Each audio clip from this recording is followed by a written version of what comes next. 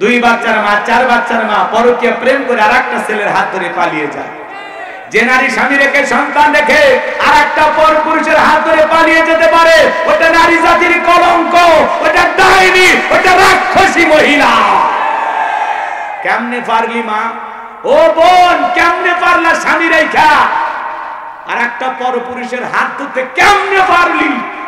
দুই তিনটা বাচ্চা, এদের কথা তোর মনে হইল না? কথা বল না কেন? নষ্ট গাড়ি ঠিক করা যায়, কিন্তু নষ্ট নারীকে ঠিক করা যায় না।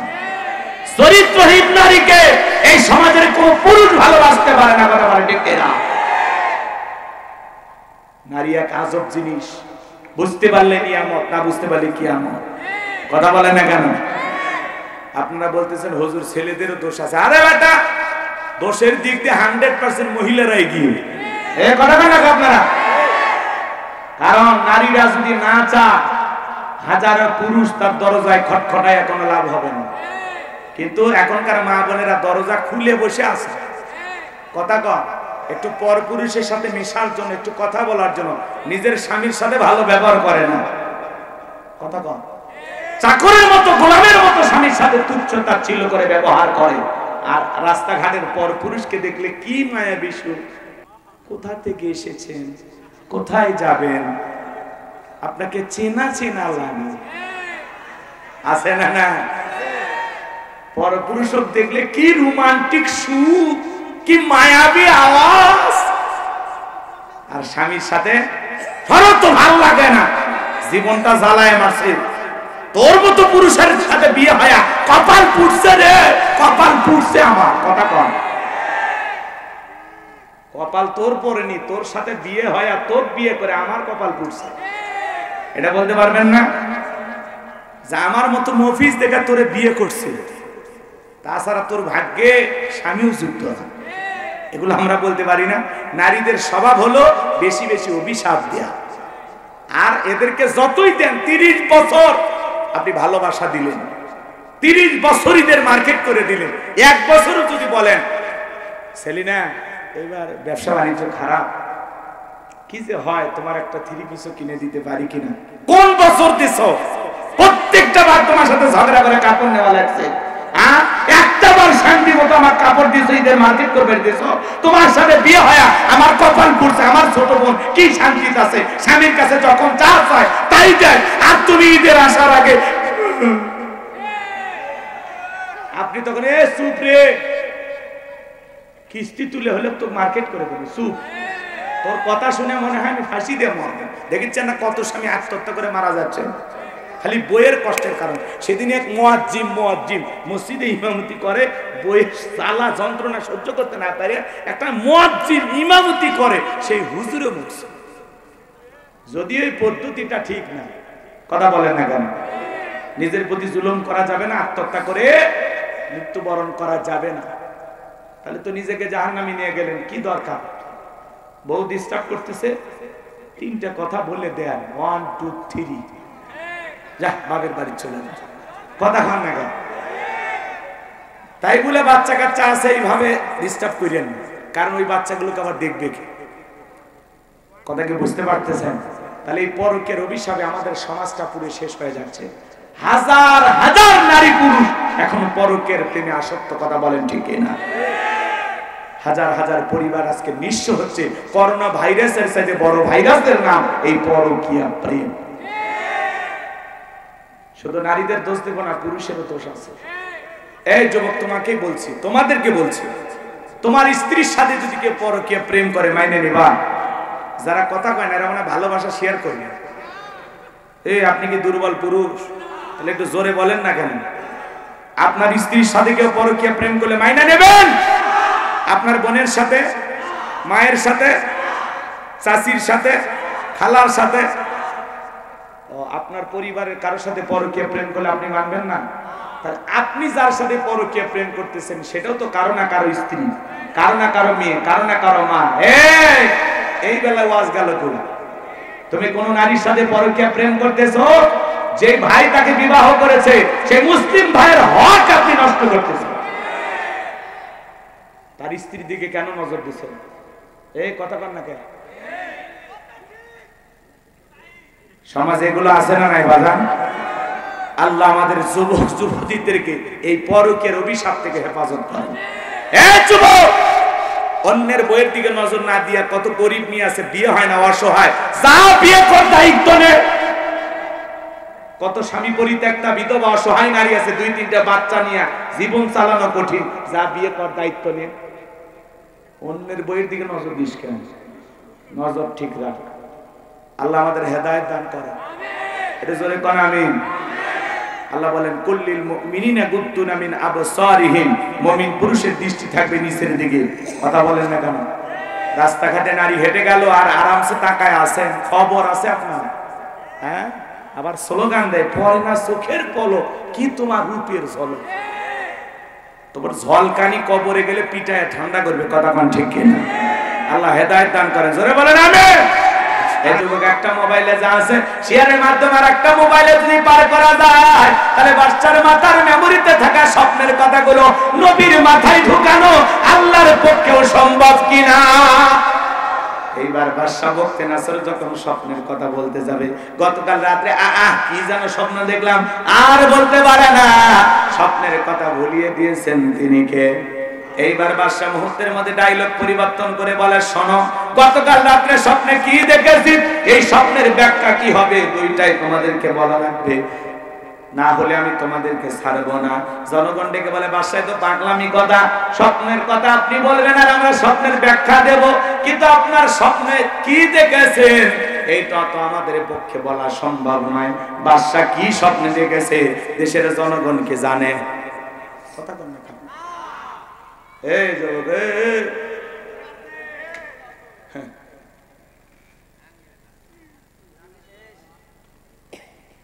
এতই অস্থির আপনারা।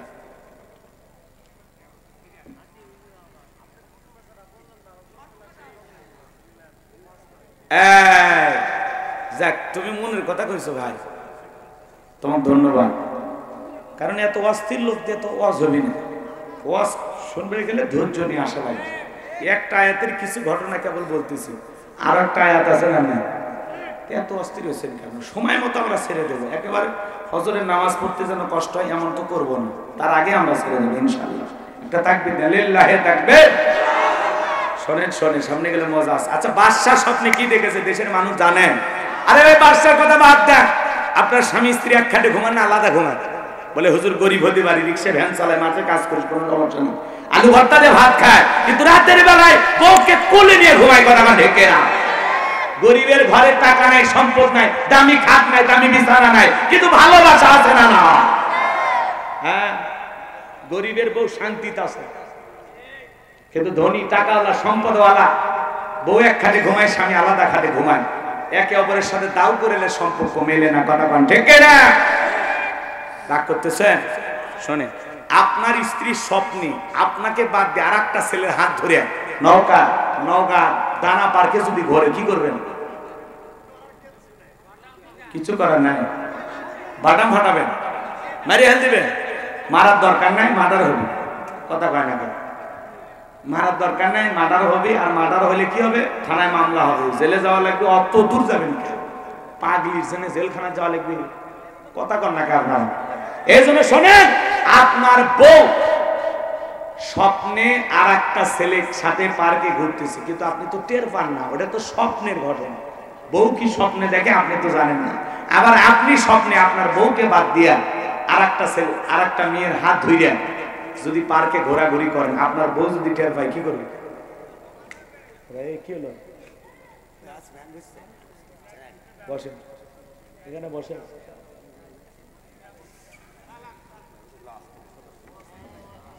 কষ্ট হচ্ছে? শোনেন, আমি আগে বলছি, মঞ্চে যারা থাকবেন ওরা বসা করবেন, একটু ধৈর্য নিয়ে থাকবেন, তাতে আমার জন্য ভালো হবে। আমার ভাইয়েরা গভীর মনোযোগ দিয়ে কথাগুলো শুনে যান। আপনি স্বপ্নে আপনার বউকে বাদ দিয়ে আর একটা মেয়ে কেনে ঘুরতেছেন, আপনার বউ যদি টের পাইতো, ঝাঁটা দিয়ে পিটায় খাট থেকে নামায় দিত। কথা বলেন ঠিক কিনা? কিন্তু স্বামী কি স্বপ্নে দেখে বউ জানে না? বউ কি স্বপ্নে দেখে স্বামী জানে না? মাঝে মাঝে স্বপ্নে দেখেন সাপ তাড়া করছে, ঘুমের থেকে ওটা কি সাপ খুঁজে পাওয়া যায়? মাঝে মাঝে স্বপ্নে দেখেন বাড়ি ঘরে আগুন লাগছে, পুরে সব ছাই হয়ে গেছে। বলেন তো বাজান,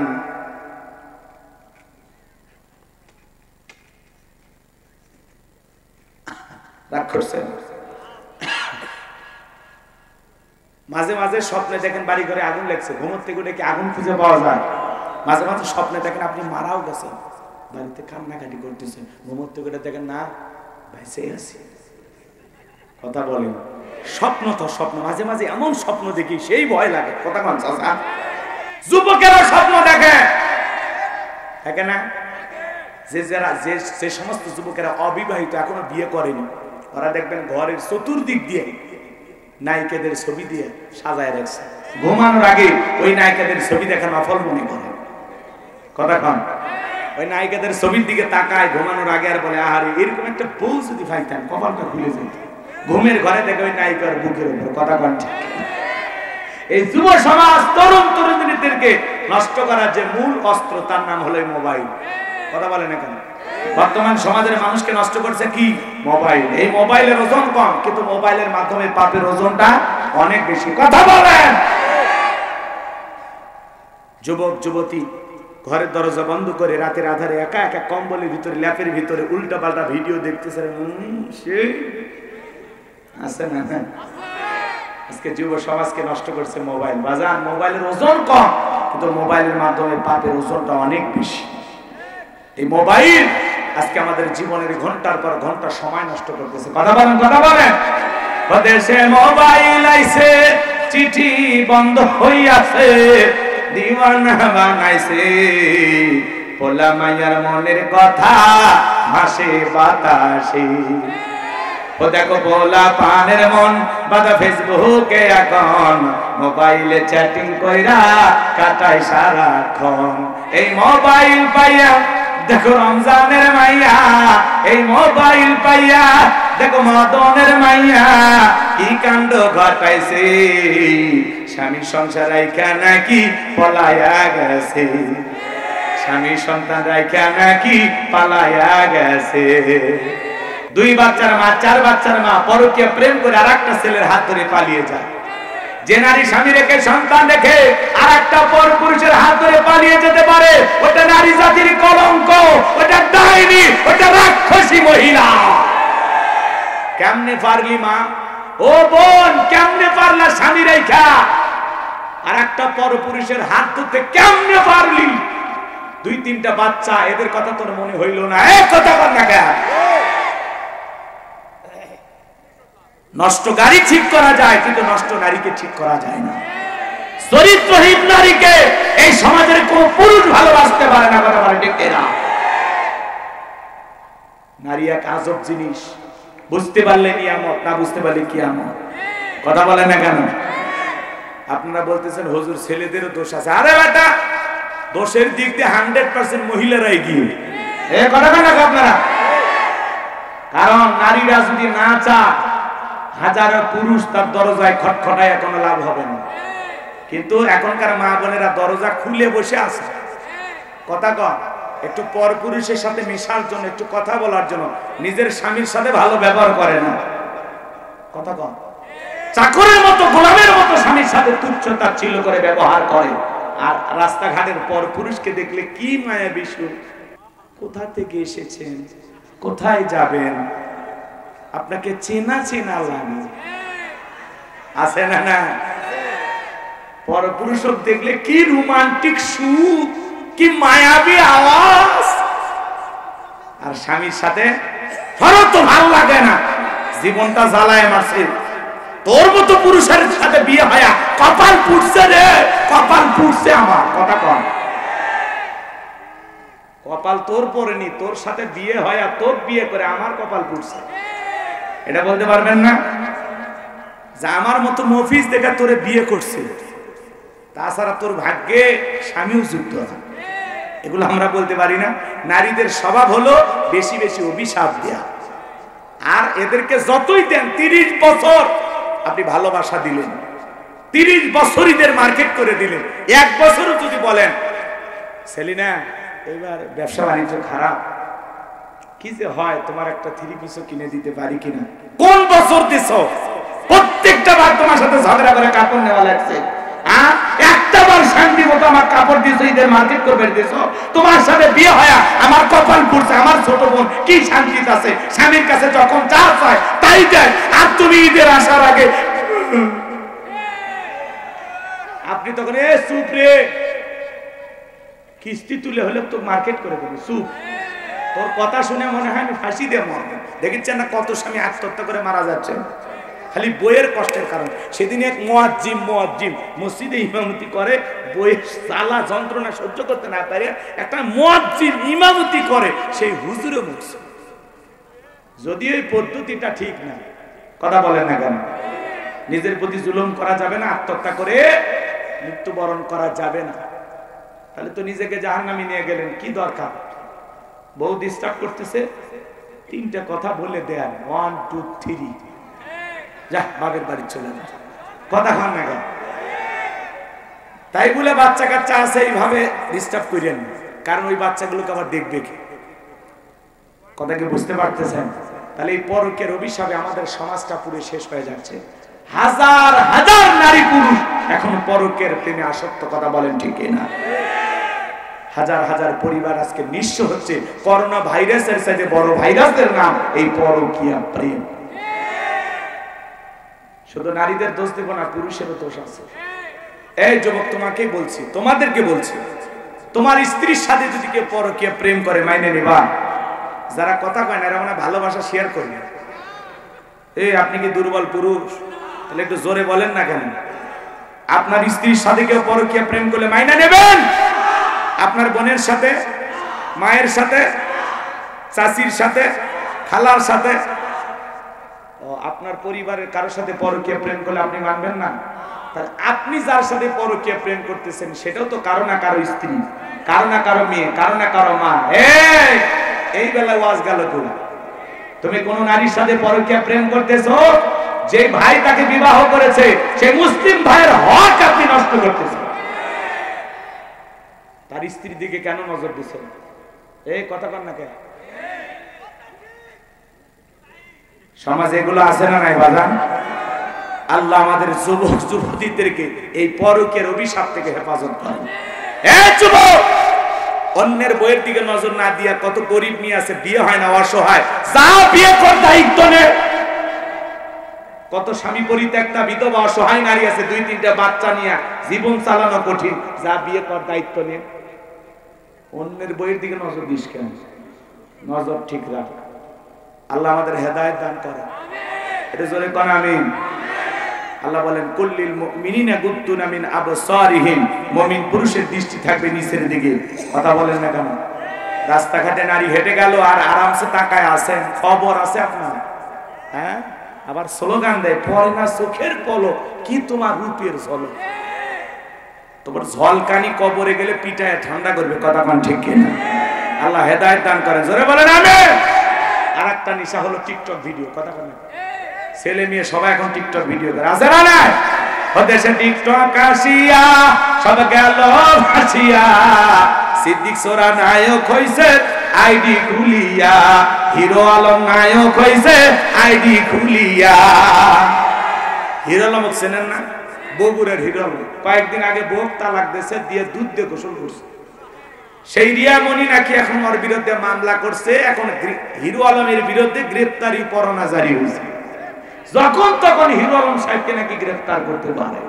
তাহলে চিন্তা করেন, এই হিরো আলম কত আলোচনা আসলো, নির্বাচন করতে গিয়ে মার খায়, বইয়ের হাতে মার খায়, বউ তালাক দিয়ে দুধ দিয়ে গোসল করে, আবার সেই হিরো আলমকে নাকি গ্রেফতার করা হবে।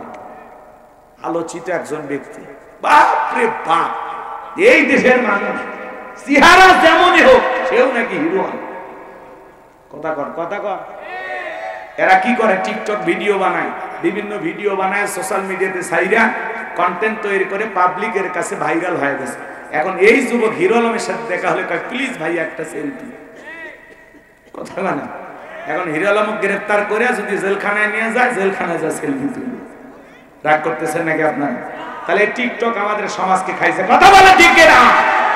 ওদেশে টিকটক আসিয়া সব গেল বাসিয়া, সিদ্দিক সোরা নায়ক হইছে আইডি খুলিয়া, হিরো আলম নায়ক হইছে আইডি খুলিয়া। এই মোবাইলে হাই কি জাদু আছে ভাই, পোলাপান বইটাছে, পড়ালেখা তুইলা রাখছে সপ্তম আকাশে। এখন আর পড়াশোনা ভালো লাগে না, মন বসে না পড়ার টেবিলে, মন চলে যায় ফেসবুকের প্রেম বাগানে। কথা যুবক যুবতী নষ্ট হয়ে গেল বাজান, তরুণ তরুণী নষ্ট হয়ে গেল। এজন্য আপনি যদি আপনার সন্তানদেরকে ভালো বানাইতে চান, কোন ছেলে মেয়ের হাতে টাচ মোবাইল দেয়া যাবে না। সন্তানদের হাতে অভিভাবক হিসাবে কোন টাচ ফোন কিনে দেবেন না, মনে থাকবে তো ইনশাআল্লাহ। সম্মানিত ভাইরা আমার, যে কথা বলতে চাচ্ছিলাম বাজান, তাহলে বাদশাহ স্বপ্নে কি দেখেছে দেশের জনগণ জানে না। এইবার বাদশাহ ডেকে বলে, কেন তোমরা নাকি গায়েব জানো? আমি স্বপ্নে কি দেখেছি এই গায়েবের খবর কি তোমাদের কাছে নাই? বলেন তো বাজান, আল্লাহ ছাড়া পৃথিবীর কোন মানুষ কি গায়েব জানে? সমাজে বড় বড় ভণ্ড পীরের আবির্ভাব ঘটে, যারা মাঝে মাঝে বলে আমি অমুক পীর। পৃথিবীর কোন মানুষ গায়েব না জানলেও আমি জানি। যেই পীর সাহেব বলবে আমি গায়েব জানি, ওই পীরকে ধরে নিয়ে যায় অন্ধকার রুমে আস্তাতার পিটাইয়া ছেড়ে দিবেন, আর বলবেন গায়েবী মার দিলাম, কারো কাছে বলবি না। আল্লাহ ছাড়া পৃথিবীর কোন মানুষ গায়েব জানে না। যদি কেউ দাবি করে আমি গায়েব জানি, নিঃসন্দেহে সে একটা ভণ্ড। এমন দরবার আছে নামাজ নাই রোজা নাই, কথা বলেন না কেন? ভণ্ড পীরের দরবার আছে না নাই? আপনাদের এলাকায় নাই? ডুগি তবলা বাজায়া নারী পুরুষ একত্রে জিকির করে আছে না নাই? ভাই পানির ভিতর জ্বললে বাতি ঝড় বাতাসেও নেবে না, ল্যাংটা বাবার মুরিদ হইলে নামাজ রোজা লাগে না। যে পীর সাহেব বলবে নামাজ রোজা লাগে না, ওরে পীর না ধাক্কা শয়তান। এই পৃথিবীর এমন কোন নবী রাসূল নাই যে নবী রাসূল সালাত আদায় করে নাই। আর আপনার পীর বলতেছে নামাজ পড়া লাগবে না, সিজদার মধ্যে একটা সিজদা দিবি, জান্নাত পার হয়ে জাহান্নামের গেটে পড়বি। এজন্য বাজান, ওই তালা বাবা, সালা বাবা, লাউ বাবা, কদু বাবা, শিকল বাবা, গামছা বাবা, ওই ভণ্ডদের কাছে যাওয়া যাবে না। ভণ্ডবীর যেখানে, আমরা নাই সেখানে। আল্লাহ বলেন অকুনু মাস সাদিকিন, তোমরা সত্যবাদীদের সঙ্গে হও। যে পীরের পা থেকে মাথা পর্যন্ত নবীর সুন্নাত দিয়ে ঢাকা, যার চেহারার দিকে তাকাইলে আল্লাহর কথা স্মরণ হয়। পীর ছিল শাহজালাল, খানকায় পীর, রাজপথে বীর, নারায়ে তাকবীর হুঙ্কার দিয়েছে, গৌর গোবিন্দ পালাইতে বাধ্য হয়েছে। কথা বলেন ঠিক কিনা? আল্লাহ ওয়ালা এই জমিনে ছিল, আছে, থাকবে, কিন্তু আমাদের ভালো আল্লাহওয়ালা দরকার। কথা বলেন ঠিক কিনা? সামনের দিকে যাই বাজান, মনের মধ্যে কষ্ট নেবেন না। এইবার বাদশা ডেকে বলে, শোনো, 7 দিনের আলটিমেটাম দিলাম, এই 7 দিনের মধ্যে আমি স্বপ্নে কি দেখেছি স্বপ্নের ব্যাখ্যাও বলতে হবে, না হলে 7 দিন পরে আমি তোমাদের সবাইকে শলিতে চড়াবো, ফাঁসি দিয়ে মারবো। জনগণ ডেকে বলে, বাদশা 7 দিন কেন, 7 বছর সময় যদি আমাদেরকে দেন, আপনি স্বপ্নে কি দেখেছেন এটা আমাদের পক্ষে বলা সম্ভব নয়। জেলার জেলখানা দিয়ে ঘুরতেছে, পয়গম্বর ডেকে বলে, জেলার দেখে মনে হয় টেনশনে আছেন। জেলার সব ঘটনা ঘুরে বললো। আল্লাহ নবী দানিয়েল ডেকে বলে, যাও তোমার বাদশার কানে খবর পৌঁছায় দাও, তোমার বাদশা স্বপ্নে কি দেখেছে, এই স্বপ্নের ব্যাখ্যা কি হবে, দুইটাই আমার জানা আছে। জোরে কোন মারহাবা। আপনারা কি পুরো ঘটনাটা শুনবেন? একটু হাত তুলে দেখেন তো কারা কারা। লিল্লাহি তাকবীর। হাত নামান বাজান। তাহলে আল্লাহ রাব্বুল আলামিন বলেন, তাবারাকাল্লাযী বিয়াদিহিল মুলকু ওয়া হুয়া আলা কুল্লি শাইইন কাদির। মহামান্বিত সেই সত্তা যার হাতে সর্বময় কর্তৃত্ব, রাজত্ব পাওয়ার ক্ষমতা। তিনি হলেন সর্বশক্তিমান, সবকিছুর উপরে একমাত্র ক্ষমতাবান। তিনি কে? ভালো করে বুঝবেন বাজান। পররাতে আল্লাহ রাব্বুল আলামিন বলেন, আল্লাযী খালাকাল মাউতা ওয়াল হায়াতা লিয়াবলুয়াকুম আইয়ুকুম আহসানু আমালা ওয়া হুয়াল আজিজুল গফুর। আরেকটু ধরে বলেন আল্লাহু আকবার। এই আয়াতের জন্য কি 10টা মিনিট আপনাদের কাছে আছে? 10টা মিনিট বাজান, পায়ে হাত দিয়ে অনুরোধ করি, ছোটাছুটি করবেন, একটু অপেক্ষা করেন। আল্লাহ তাআলা কি বলেন পরে আয়াতে, দিল দিয়ে বুঝবেন। এই 10টা মিনিট আপনার জীবনকে পরিবর্তন করে দিতে পারে বাজান।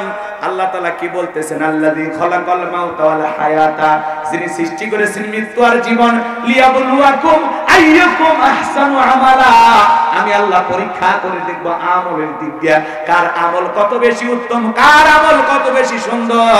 যার আমল ভালো তার আখিরাত ভালো, যার আমল খারাপ তার আখিরাত হয়ে যাবে বরবাদ। এর বাজান দিল দিয়ে কথাগুলো বুঝবেন। আল্লাহ বলেন, আল্লাযী খালাকাল মাউতা ওয়াল হায়াতা, যিনি সৃষ্টি করেছেন মৃত্যু আর জীবন। সর্বপ্রথম আল্লাহ মৃত্যুর কথা কেন বললেন? এ বাজান, এই দুনিয়াতে আসার একটা সিরিয়াল আছে, যাওয়ার কিন্তু কোনো সিরিয়াল নাই। দাদা আসছে, দাদার পরে বাবা আসছে, বাবার পরে আমি আসলাম, আমার পরে আমার সন্তানেরা আসলো। কিন্তু যাওয়ার বেলায় দাদার আগে নাতি চলে যায়, বাবার আগে সন্তান চলে যায়, বাবার কাঁধে সন্তানের লাশ। এটা পৃথিবীর সব চাইতে ভারী বোঝা। হে যুবক, একটা সন্তান দুনিয়াতে জন্ম নেবে 9-10 মাস আগে খবর পাওয়া যায়, কিন্তু একটা মানুষ দুনিয়ার থেকে বিদায় নেবে 9 সেকেন্ড আগেও জানা যায় না কার কখন কোথায় মৃত্যু আছে। এইজন্য আল্লাহ রাব্বুল আলামিন বলেন, কুল্লু নাফসিন যায়কাতুল মাউত, প্রত্যেক প্রাণীকে মৃত্যুর স্বাদ গ্রহণ করা লাগবে। মৃত্যুর স্বাদ হলো 2 প্রকারের, মিষ্টি খেলে যেমন মিঠা লাগে, নিম পাতা খেলে যেমন তিতা লাগে। যারা ঈমানদার তাদের মৃত্যু বড় মিঠা। মায়ের কোলে শিশু যেমন দুধ পান করতে করতে ঘুমের মধ্যে চলে যায়, যারা ঈমানদার আল্লাহর নেককার বান্দা তারা তেমনি ভাবে দুনিয়া থেকে বিদায় নেবে, টেরও পাবে না। বলুন সুবহানাল্লাহ। আর যারা আল্লাহর অবাধ্য বান্দা, নাফরমান, আল্লাহর অবাধ্য গোলাম, ওরা যখন মৃত্যুবরণ করবে পা থেকে মাথা পর্যন্ত রুহটা ছোটাছুটি করবে। দেখেন না বাজান, কত মানুষ মৃত্যুর সময় পেশাব পায়খানা করে দেয়, কত মানুষ দেখেন না চোখটা বড় বড় করে গালি দিতে দিতে মারা যায়, কত মানুষ দেখেন না মৃত্যুর 6 মাস আগে জবান বন্ধ হয়ে যায়। সন্তানেরা শরবত বানায়া মুখে তুলে দেয় চামচ দিয়া, গাল শিবে বে পড়ে যায়, খাওয়ারও শক্তি থাকে না। এ যুবক, মৃত্যুর যন্ত্রণা বড় কঠিন, মৃত্যু বড় ভয়ঙ্কর, মৃত্যু থেকে কেউ পালাইতে পারবে না। আল্লাহ বলেন, আইনামা তাকুনু ইউদরিকুমুল মাউতু ওয়ালাউ কুনতুম ফি বুরুজিম মুশাইয়াদা। সূরা নিসার ৭৮ নম্বর আয়াত। আল্লাহ ডেকে বলেন, যেখানে থাকো, যে অবস্থায় থাকো, মৃত্যু তোমাদেরকে ধরবেই, মৃত্যু থেকে পালানোর কোনো রাস্তা খোলা নাই। যুবক রে, সকালে মৃত্যু হবে না সন্ধ্যায় মৃত্যু হবে কেউ জানি না, সময়টা নির্ধারণ করা আছে, কিন্তু তোমার আমার জানা নাই। এই পৃথিবীর সকল ধর্মের মানুষ এই কথাটা সত্য বলে স্বীকার করে। জীবন যেহেতু আছে, মৃত্যুর স্বাদ সবাইকে ভোগ করতে হবে। মৃত্যু হলো চিরন্তন সত্য কথা। বেঁচে আছি এটাও অস্বাভাবিক, মৃত্যু হবে এটাই স্বাভাবিক। সবাইকে মারা যেতে হবে। এই দুনিয়া থাকার জায়গা না, এই পৃথিবীতে কেউ থাকতে পারবে না, সবাইকে যাওয়া লাগবে বাজান। কার মৃত্যু কখন হবে আমরা কেউ জানি না। মৃত্যু বড় ভয়ঙ্কর, মৃত্যুর যন্ত্রণা বড় কঠিন। আল্লাহ নবী ইদ্রিস আলাইহিস সালামকে জিজ্ঞাসা করা হয়েছিল, ও আল্লাহ নবী ইদ্রিস, আপনার কাছে মৃত্যুর যন্ত্রণা কেমন মনে হয়েছিল? ইদ্রিস আলাইহিস সালাম ডেকে বলেন, জ্যান্ত ছাগলের গা থেকে চামড়া খসাইলে ছাগলের যেমন কষ্ট হয়, মৃত্যুর যন্ত্রণা আমার কাছে তেমনি কষ্টকর মনে হয়। একজন নবীর কাছে যদি মৃত্যুর যন্ত্রণা এমন কষ্টকর মনে হয় বাজার, আপনার আমার মৃত্যুটা কত কঠিন, কত ভয়ঙ্কর হতে পারে। আল্লাহর পয়গম্বর বিশ্বনবী অসুস্থ, নবী মাঝে মাঝে অসুস্থ হয়ে পড়তেছেন। নবীজির ইন্তেকালের পূর্বে নবীজির অসুস্থ এই দৃশ্য দেখার পরে ফাতেমা অজরে চোখের পানি ছেড়ে দিয়ে কান্না করেন। নবী ডেকে বলে, ফাতেমা, তোর চোখের পানি আমার সহ্য হয় না, মা আয় আয়, তোর কানটা আমার মুখের কাছে লাগায়া দি। ফাতেমা নবীজির মুখের কাছে কানটা লাগায়া দিলেন। নবীজি কি যেন বললেন, হযরত ফাতেমার কান্না বন্ধ হয়ে গেল। আম্মা জান আয়েশা জিজ্ঞাসা করেন, আমার মেয়ে ফাতেমা, তোমার আব্বা জান কি এমন বলল মা, যার কারণে তোমার কান্নাটা বন্ধ হয়ে গেল? হযরত ফাতেমা ডেকে বলেন, মা, আমার বাবা মাকে বলেছেন বাবার ইন্তিকালের পরে বেশি দিন দুনিয়াতে থাকা লাগবে না। বাবা বলেছে বাবার ইন্তিকালের পরে বাবার সাথে আমার সাক্ষাৎ হবে। বুঝে নিয়েছি মা, বাবার ইন্তিকালের পরে বেশি দিন দুনিয়ার জমিনে আমাকে থাকতে হবে না। নবীর ইন্তিকালের পরে 5 থেকে 6 মাসের ব্যবধানে ফাতেমা ইন্তিকাল করেছিল। আমার ভাইরা, আসমান থেকে জিবরাইল আসলেন, নবীকে সালাম দিলেন, আসসালামু আলাইকুম ইয়া রাসূলুল্লাহ, ইয়া হাবিবাল্লাহ, হুজুর। আল্লাহ তাআলা আপনার শরীরের অবস্থাটা জানতে চেয়েছেন। নবী আমার ডেকে বলে, ও জিবরাইল, আগের চাইতে অনেকটা ভালো আছে আলহামদুলিল্লাহ। আল্লাহ জানার পরেও জানতে চায়, জানায়া দাও আমি আগের চাইতে ভালো আছি। কিছুক্ষণ পরে আবারও জিবরাইল আসলেন, আর ডেকে বলে, নবী আজকে আসমান থেকে আমি একা আসি নাই, আমার সাথে আরেকজন ফেরেশতা এসেছেন, যার নাম হলো মালাকুল মউত। পৃথিবীর কারো বাড়িতে ঢোকার পারমিশন লাগে না নবী, আপনার অনুমতির অপেক্ষায় দাঁড়িয়ে আছে। নবীজি অনুমতি দিলেন, মালাকুল মউত ভিতরে প্রবেশ করে নবীকে সালাম দিলেন, আসসালামু আলাইকুম ইয়া রাসূলুল্লাহ ইয়া হাবিবাল্লাহ। হুজুর, ও নবী, আপনি যদি অনুমতি দেন তাহলে আপনার রূহটা আমি বের করব, আর আপনি যদি অনুমতি না দেন নবী, আমার আল্লাহ বলেছেন এক মুহূর্ত আর দেরি করবে না, যতদিন মনে চায় ততদিন আমার বন্ধু দুনিয়াতে থাকবে। বলেন আল্লাহু আকবার। ও নবী, আপনি অনুমতি দিলে আপনার রূহটা আমি বের করব। আমার নবী বলে, মালাকুল মউত আজকে যদি ফিরাইয়া দেই আর কি কোনোদিন আসবে না। ডেকে বলে, নবী যেহেতু জীবন আছে, মৃত্যুর স্বাদ তো আপনাকেও একদিন ভোগ করাই লাগবে। আমার নবী বলে, তাহলে আর আসার দরকার না, আজকে তুমি তোমার দায়িত্ব পালন করতে পারো। জিবরাইল বলে, নবী আল্লাহ তাআলা আপনার দিদারের ইন্তজাম করতেছেন। আমার নবী যখন মালাকুল মউতকে অনুমতি দিলেন, নবীজির রূহ মুবারক বের করার জন্য যখন মালাকুল মউত নবীজির বুকের উপরে হাত রেখে দিয়েছেন, নবীজি অঝরে চোখের পানি ছেড়ে দিয়ে কান্না করতে লাগলেন। আর দেখে বলে, আজরাইল, আজরাইল রে, সহ্য করতে পারি না, তাড়াতাড়ি বুকের উপর থেকে হাতটা নামাইয়া নে। মালাকুল মউত, এই যদি হয় মৃত্যুর যন্ত্রণা, আমার উম্মতেরা সহ্য করতে পারবে না। মৃত্যুর আগে উম্মতের কথা বলে না, কেমন নবী পাইছে। মালাকুল মউত ডেকে বলে, নবী বিশ্বাস করেন, এই পৃথিবীর সবচাইতে কম কষ্ট দিয়া আপনার রূহটা আমি বের করার চেষ্টা করতেছি। আমার আল্লাহ বারবার বলেছেন, মালাকুল মউত রে, এমন একজন মানুষের রূহ বের করার জন্য আজকে যাবি, যেই মানুষটাকে আমি আল্লাহ বড় বেশি ভালোবাসি। আমার বন্ধুর সাথে যেন বেয়াদবি না হয়। বিশ্বাস করেন গো নবী, এই দুনিয়ার সবচাইতে কম কষ্ট দিয়া আপনার রূহটা বের করার চেষ্টা করতেছি। আমার নবী ডেকে বলে, মালাকুল মউত, এই যদি হয় মৃত্যুর যন্ত্রণা সবচাইতে কম কষ্ট, না জানি আমার উম্মতের কত বেশি কষ্ট হবে। মালাকুল মউত, আমারে কথা দে, আমার উম্মতের রূহ বের করার সময় কষ্ট দিবি না। মালাকুল মউত ডেকে বলে, নবী যারা আপনার রেখে যাওয়া আদর্শ মোতাবেক চলবে, আল্লাহর বিধান মোতাবেক চলবে, যারা নেককার মুত্তাকি হবে গো নবী, কথা দিলাম তাদের রূহটা বের করার সময় তারা যেন কম কষ্ট পায়, আমি তাদের প্রতি ইহসান করব, দয়া করব, যাতে কম কষ্ট হয়। নবীজির রূহটা বের করার জন্য যখন মালাকুল মউত দ্বিতীয়বার নবীজির বুকের উপরে হাত রেখে দিয়েছে, নবী আবারও চোখের পানি ছেড়ে দিয়ে কাঁদে। আর দেখে বলে, আজরাইল রে, আর সহ্য হয় না, বুকের উপর থেকে হাতটা নামায় নে। আমার নবী বলে, মালাকুল মউত রে, তুমি যখন আমার বুকের উপরে হাত রেখে দাও, আমার কাছে মনে হয় উহুদ পাহাড়টা আমার বুকের উপরে চেপে ধরা হচ্ছে। এ বাজান, আবার তৃতীয়বার হাত রাখলেন। নবীজির রূহটা এখন বের করবেন, এমন হতে নবীজি কয়েকটি কথা বললেন উম্মতের উদ্দেশ্যে। নবীজি শেষ যেই মেসেজটা দিলেন, শেষ যে বার্তাটা দিলেন, শেষ যে কথাটা বললেন, আমার উম্মতেরা, আসসালাত আসসালাত, নামাজ নামাজ সাইরুনা। নবীজি রূহটা বের হয়ে যাচ্ছে, এমন সময় নবী উম্মতের উদ্দেশ্যে বলে গেলেন, ও আমার উম্মতেরা, আসসালাত আসসালাত, নামাজ নামাজ নামাজ। অনগর বদল গেছিল মুসলমান ভাইরা, নবীজির জীবনের শেষ কথাটা কি আপনারা আমল করতে পারবেন? পারবেন? কারা কারা জীবনে কোনোদিন নামাজ ছাড়বেন না? দুই হাত তুলে আল্লাহকে দেখান। আল্লাহ আমাদের সবাইকে 5 ওয়াক্ত নামাজ মসজিদে গিয়ে জামাতের সহিত আদায় করার তৌফিক দান করুন। চিল্লা বলেন আমিন। আর একটু জোরে বলেন আমিন।